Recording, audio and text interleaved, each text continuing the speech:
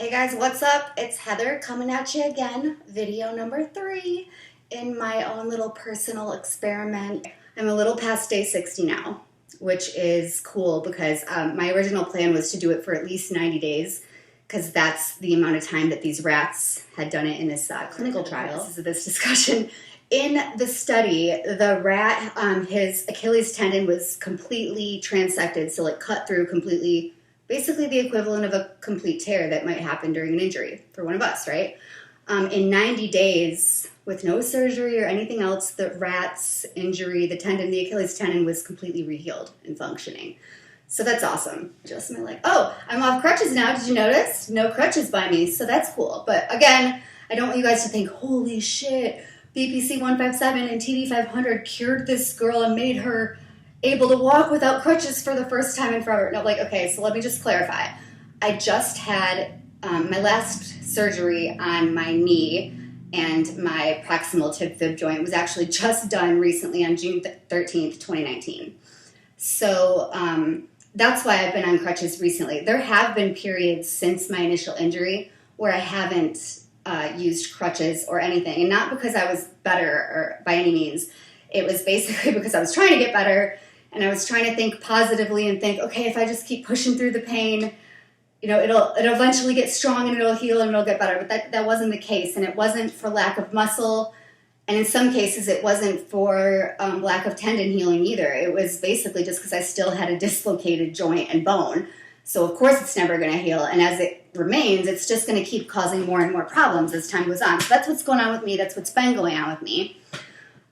So I just want you to, like, that being said, I don't want you to like take the fact that I'm now off crutches as like to mean that these peptides are that amazing, because I mean, I do think that they've contributed to me being able to get off crutches post-operatively quicker than I maybe normally would have this time. And they've definitely contributed to some strength that I wouldn't have had if it weren't for taking BPC 157, TB 500. I was going to end up, after a few months post-op anyways, getting, being off the crutches. So that was going to happen regardless. But there are some solid things that I've noticed that I definitely want to share with you guys. And these are the cool, awesome side effects, or not side effects, what am I trying to say? The effects, basically. Yeah, because these are the intended effects, not side effects. So this is awesome. Okay.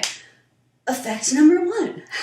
The first thing I started to notice while taking my regimen of BPC 157, and I'll put that up right now for you guys to review. This is how I've been dosing it. So I made a little chart for my first month of dosing these peptides. I didn't make another one because basically if you look at my week 4, that's just what I've continued on doing, and I'm still doing, and I'm going to do up to 90 days, possibly up to 120. I haven't decided when I'm going to stop yet. In fact, maybe I'll just know when the time comes. Like, maybe I'll just know, and it'll be like, oh, I can stop now. But maybe not. And I don't want to like take it for too long. So that's another thing that I'd appreciate if anybody knows about. Like, go ahead and let me know. How long do you think I should take this for? No, but I do want to take it, until I get better. But like I said earlier in the vid, I may not be getting better until I get to a doctor that figures out what to do with my leg and the bones and stuff. It was looking bad for a while. So because of some of the damage that was done surgically to me during a few of, various surgeries that I've had since this injury, I had developed what's called foot drop, which is damage to the peroneal nerve, which like originates right here. And I believe the distribution of the peroneal nerve is it goes down like that, and then it goes up over the top of the foot, basically. So since the beginning of 2017, after one of my surgeries on my knee, one of the major risks of doing this is the peroneal nerve. It's right there. And unfortunately, in my case, they did hit it. And from there on out, another added major hurdle that was blessed upon me at that point was that I now had to deal with this foot drop diagnosis, which meant I lack the ability to go like this, boop, to dorsiflex my foot, especially on the outside. And not only that, with the foot drop, well, that's the major thing, and that's a huge hindrance to progress, obviously, and it can cause a lot more issues. But not only that, I would say that that's like the deep peroneal nerve outcome of what happened when my peroneal nerve got cut during surgery. But superficially, so more toward the skin surface layer, I definitely had complete numbness especially like here, this whole area. I would like bump my hip real quick and like I'd get a zinger right here.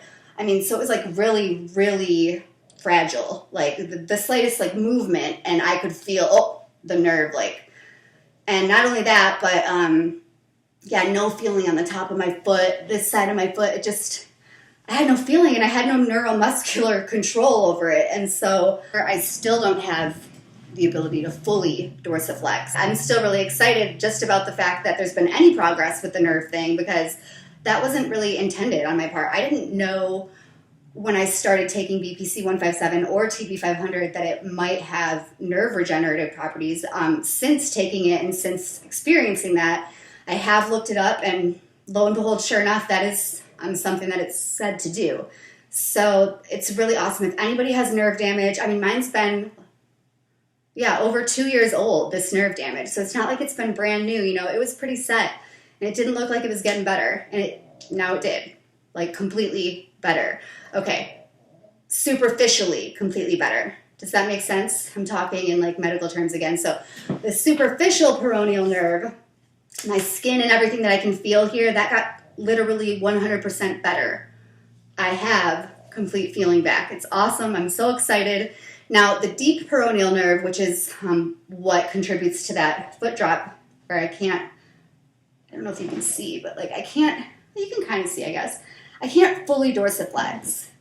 I don't know if you can tell. If you look at the way my toes are kind of curling in a weird way, like when I try to dorsiflex, the medial side, like with my big toe, it'll come up, but this lateral side is still just like limp. It doesn't want to function. So I am still dealing with that, but I do honestly think that it's like slowly coming back. So again, I'm going to just keep taking this stuff and hope that it continues to work more and more. Probably like around day 30, maybe around like day 24 to 30, I started noticing some strength coming back. Like literal muscle definition, especially in my quad. It really took quickly in the larger muscle groups. Sometimes I was injecting my quad too, and I mean, that just took so quickly. Now, my lower leg was really fucked.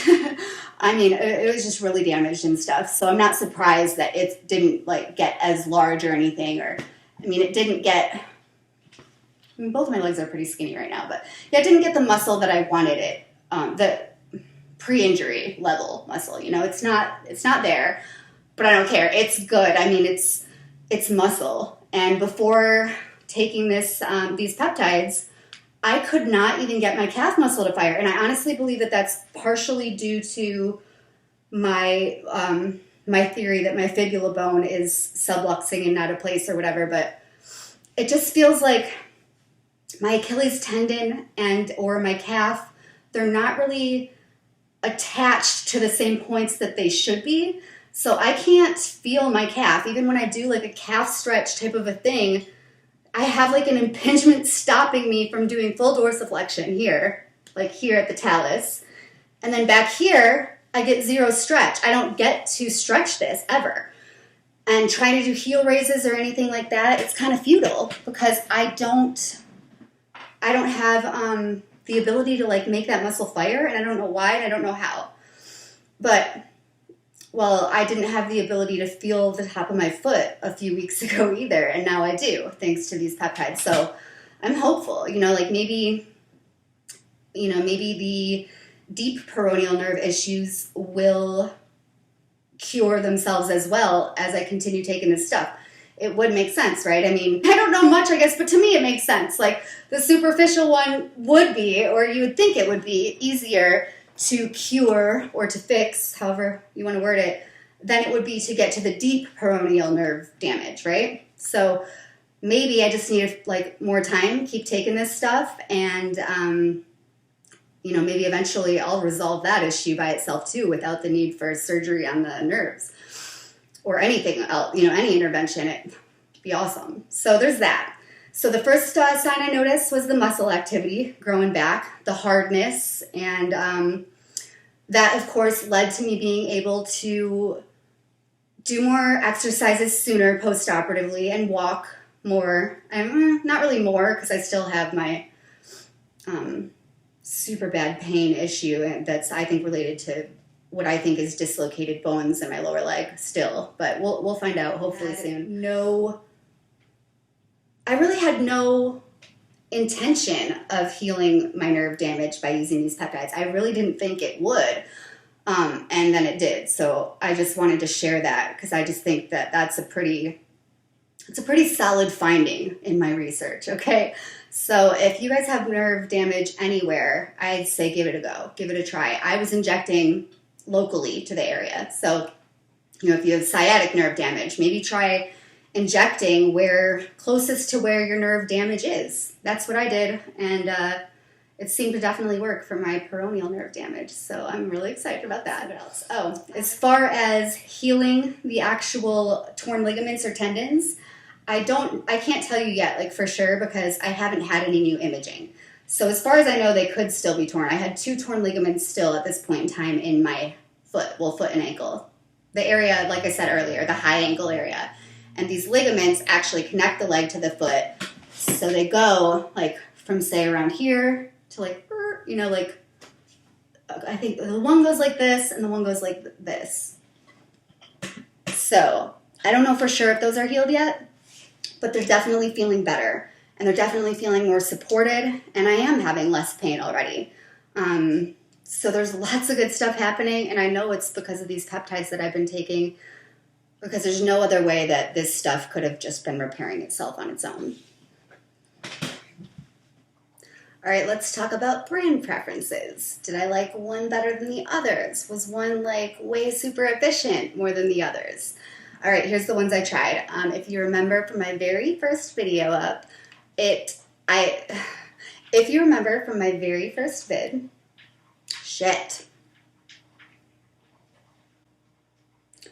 If you guys remember from my very first video, the first brand I went with was from tb500.com. The second brand I went with was called Regevity, and I got it off Amazon. Third brand I went with was peptidesciences.com. So these are the 3 brands that I have already tried thus far. Did I like any one better than the other? No, but really, honestly, I didn't notice a difference in any of them. That's why for the first little while, I never noticed a difference. So that's another thing to note, actually, that I should say, like, regardless of the brand, some people might be worried about side effects while taking this, or, just other effects that they didn't know about. So let me just clear your mind here and set you at ease. I personally didn't have any side effects. So like I said, in the beginning when I was starting my experimenting, I was definitely like, oh no, did I just buy crap that's, just placebo? This isn't going to do anything. Did I just spend a good chunk of money on, white powder that does nothing? I was wondering for a little while, and you'll see that in my first video if you watched it. You can see me being like, I don't know if this is working or not. I can't tell. And I couldn't for a really long time. Like I said, until about around day 30 something, I started noticing muscle difference. But at that time, I was still like, wait, is this happening? Or is it just me wanting to believe it's happening, right? But then when the nerve damage started reversing and then disappeared and is now completely eradicated, it's like, okay, it definitely was working. No question, right? So, yeah, I did it. I took them in the order that I just listed them off to you. I took them all for about, a little over 21 days each for each of those brands. And, yeah, I did not notice any difference between any of the brands. So as far as I know from this little experimental study, those 3 brands are all good and they work. And they give no bad side effects.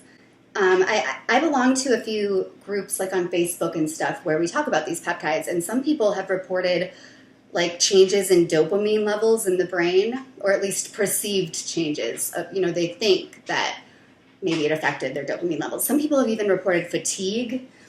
I have none of this with this, and several other people that I know also have reported, no, I don't.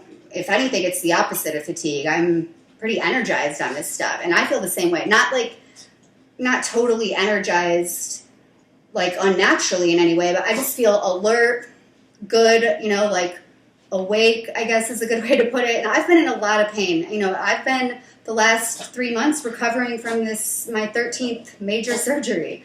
I'm still fairly laid up, and I'm still waiting on doctor consultation and specialist appointments. So in the meantime, when I'm not researching my medical problem or making my case for doctors or doing correspondence with doctors or the insurance companies or all that, whatever, what else am I doing? Now I'm learning about peptides.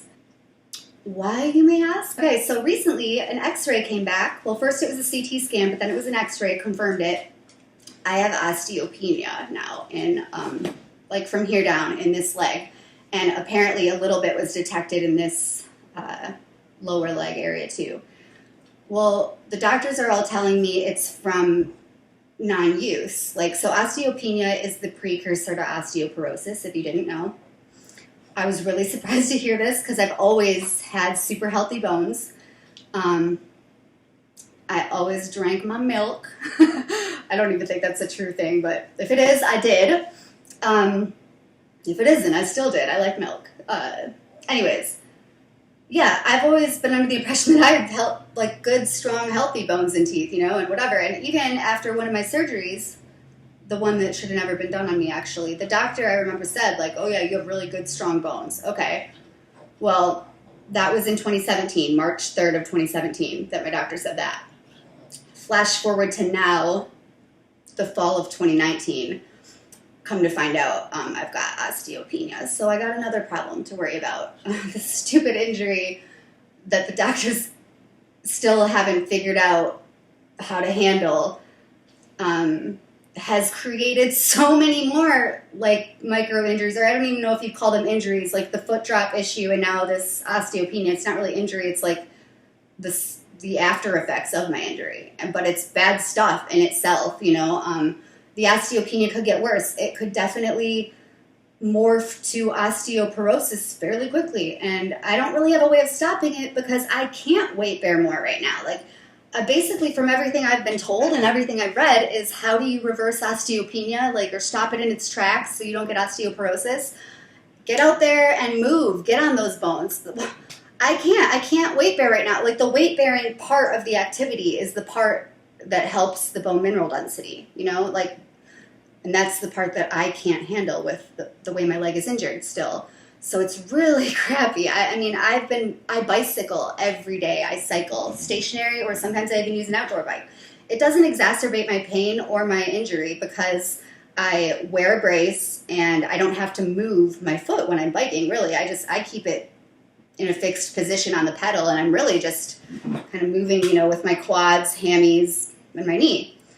So it doesn't exacerbate my injury at all to do that. And I do it well, I'm not going to lie to you guys. I don't do it every day, and I think you can tell because I'm a little bit bigger than I should be. And I think you know that, and I can't lie to you guys because I'm a little bit bigger than I should be right now. No, we're all harder on ourselves, I know. Don't be shut up, you're not fat. I know I'm not, but let me just say this. I'm definitely way more out of shape than I was before injury, and that happens. That's okay. I'm okay with it. I'm just acknowledging a fact. It's true. I've gotten soft everywhere, and I've gained weight. That's going to happen if you get injured. I've come to terms with it. I'm okay with it, really, that happens to everybody. And a lot, I've actually ran into, strangers and see me with my cast or my brace on, and they're like, wow, well, it was a guy, gave me a compliment, that I, how do you not get super, I gained so much weight. And I was like, no, I have. I was really fit before. Yes, that's why this really matters to me. I really want to get back to the shape I was in, and I want to get back to the life I had, the activities that I participate in. I want to do them so bad again. I can't wait. So, I'm going to keep this up. And again, circling back around, that's exactly why what I do all the time when I can't do the activities I want to do, when I can't get out and go running, or when I can't choreograph a new dance routine, all that stuff that that was my life before that I just love doing. What am I doing now? I'm reading, I'm researching, I'm learning, and I've learned a shit ton.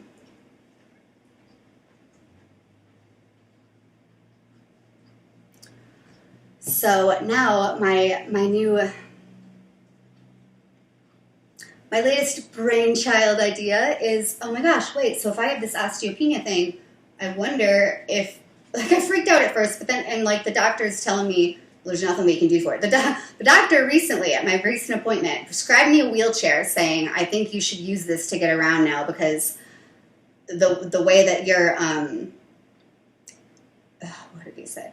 The way that your ankle mortise and your high ankle area both are right now, it's just so unstable that I don't, even though you can and you've gained the strength and you're walking again and stuff, like with these new, there were a couple new findings too in an MRI and CT scan I had, like that showed these tears in my ankle as well. So he just doesn't want, and rightfully so, he doesn't want me to exacerbate the injury. So he prescribed me a wheelchair, but then at the same time, when I'm like, okay, what do I do about this osteopenia business? Like, how do I handle this? How do I stop it from getting worse? He says, well, really the only thing you can do is, weight-bearing activity. And you can't do that right now. So it was a big blow. I'm just like, okay, so you're telling me I need to weight bear for my health, but yet you're prescribing me a wheelchair telling me not to weight bear yet until I get to Mayo, until I get these second opinions in, until we figure out a game plan. So, I get it. It makes sense. Weight bearing right now would basically subject me to further injury of my lower leg, ankle, and foot.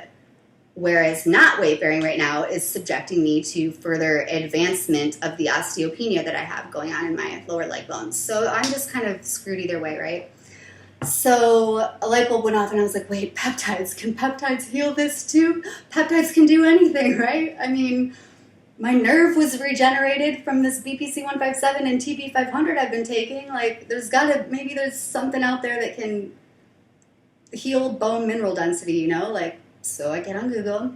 Yeah, there is, right? Can you believe it? Sure enough, there are peptides that reverse osteopenia, have been proven to do so in trials, and they bring back bone mineral density and they take away osteopenia. So now the next thing I am going to be doing is probably taking some of those peptides. I don't know exactly which ones to take yet. There's not as much info on these bone mineral density healing peptides as there was on BPC 157 and TB 500. I feel like those are the two popular ones that you can actually Google and read a lot about. But these other ones, there's a ton of just obscure peptides out there. I'm telling you, there's every letter of the alphabet and every number. This one I think is called CK 2.3. That's supposed to help bone mineral density and has been shown to help senior citizens reverse osteoporosis, I believe. What was another one? It's another one called bone something. No, I don't know. There's a couple more, but yeah, like I said, it's hard to find info on this stuff. So I'm going to thoroughly research it and have a fairly good enough understanding of it before I dive in and just start injecting myself with another brand new peptide that I know nothing about. But at least now I do know some reputable websites to buy from. I'm excited about that. I would still love to be able to find a compounding pharmacy here in the U.S. to get this stuff at. But I've recently learned that I believe if you're going through a compounding pharmacy in the U.S., you actually have to have a U.S. doctor's prescription for whatever that peptide may be, and then they'll make it at the compounding pharmacy. So I don't think I know any doctors who are brave enough to write that for me. So my doctor who told me about it wouldn't write it for me. He told me about it. He wanted me to take it, but he, told me to look online. And I was like, but I'm kind of scared. I don't know why, why can't you just prescribe it? Is it illegal or something? And he explained the whole FDA thing to me, but then he goes, I wouldn't be scared if I were you. Don't worry. Even if you did get caught, no jury's going to convict somebody just for trying to make their health better. And especially your extreme situation. I don't see any jury or anybody, a prosecuting attorney even. My doctor literally said all this. I don't even see a prosecuting attorney or anybody taking the time. It's not worth enough money, A, and B, any jury's not going to convince you or not going to convict you of any wrongdoing because juries are much more, what did he say? Much more forgiving and understanding than our bureaucratic federal government. And I was like, wow, truth, politics, and my medical appointment. So, yeah. Why was I saying all that? So, basically, Not easy to find this stuff.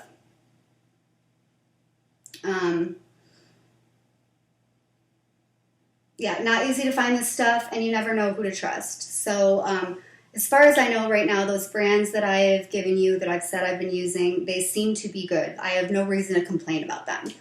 I'm going to continue taking TBC, combining it all. I'm going to continue taking BPC 157. I've recently switched, so I've stopped taking the TB 500. At day 75, which is coming up, I'm going to quit taking, like, there will be no TB 500 anymore for the rest of my protocol. It's just going to be BPC 157 daily still. And then I'm actually going to add in, and I don't know how I'm going to take it yet, so I'll tell you in my next video because I'm not starting this yet. But I am going to add in this Wolverine blend, and all it is BPC 157 combined with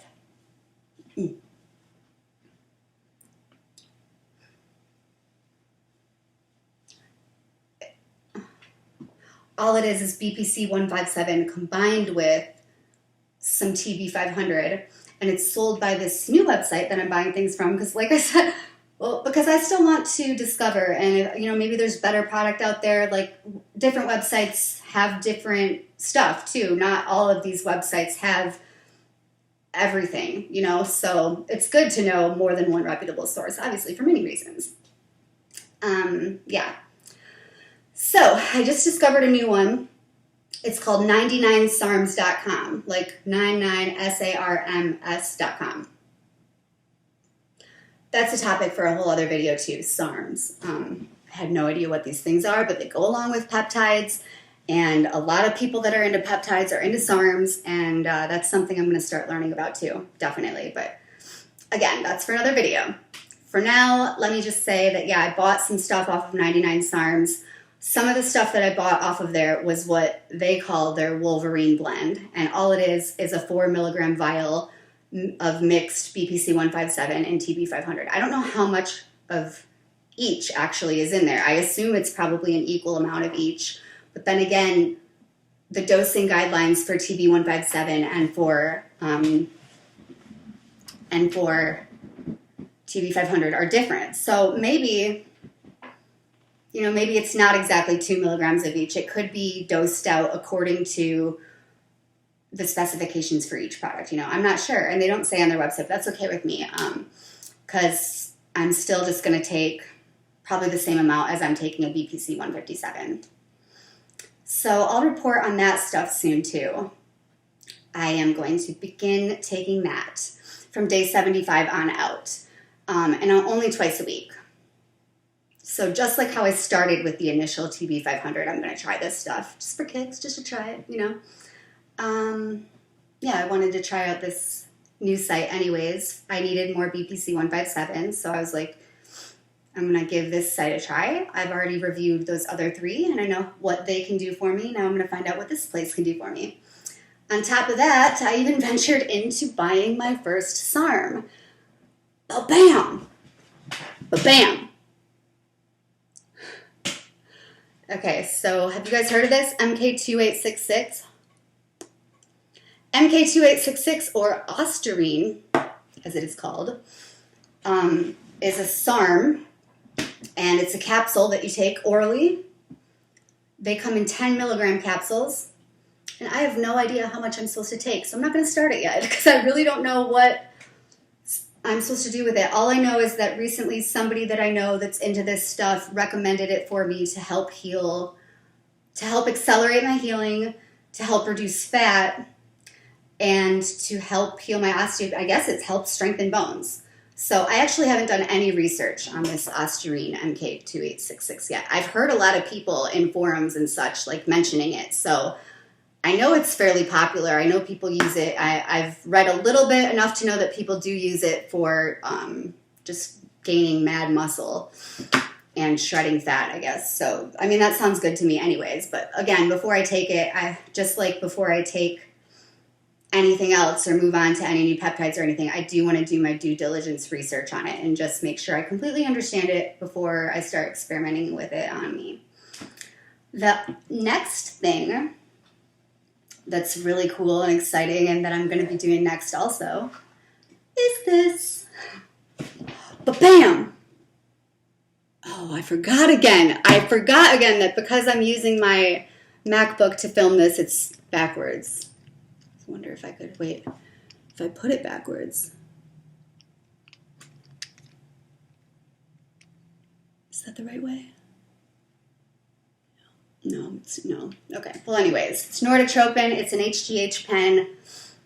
When I hit day 90 of my BPC 157 TB 500 regimen, I'm going to start this. So I don't know. When I hit day 90, I haven't decided yet. I'm just going to go with what's happening at the time. But I haven't decided yet if I'm going to continue past 90 days taking the BPC 157 and the TB 500 Wolverine blend combo, you know, or if that's going to be my stopping point for that stuff. But either way, whether I continue taking it or whether I stop taking it, I will be starting taking HGH at that time. I'm really excited about that. HGH really complements these particular, especially BPC 157. They work really well together, and it should actually boost the effects of everything good that BPC 157 is doing for me. Like add in this little bit of growth hormone too, and boom, it's just gonna accelerate everything. So I'm really excited. I'm really stoked. And we will talk about that as I continue on as well. The dose I plan to be taking in this Norditropin is, let me think, what is it? 0.5 milligrams each day.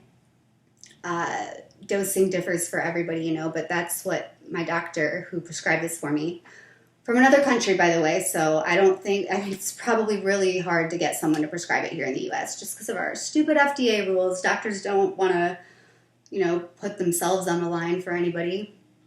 So unless you're like a celebrity or an athlete, you're probably not going to get a doctor to put his ass on the line for you and write you the script. But maybe, I don't know, that'd be really cool if you could. If you can, hey, hook it up. But I got this from Mexico. Medical tourism, have you heard of it? I'll leave that for another video. All right, guys, I'm going to sign off for today. I think I've talked way more than long enough. If you guys have any more questions about what I've learned so far in the process, or any questions about things I've said today, you know where to put it, in the comments section. I love hearing the feedback from people, especially people who've already used it, because I'm doing this so that I can teach others about it, and like, so there's just more info out, like helpful info out there, real info out there, you know. But I also think it's really cool when people respond and like put in the comments like their experience with what, if they've used it too, because I am still, you know, I'm new to this. I'm a little past day 60 right now, and I've never done this before. So I love hearing from you guys. I love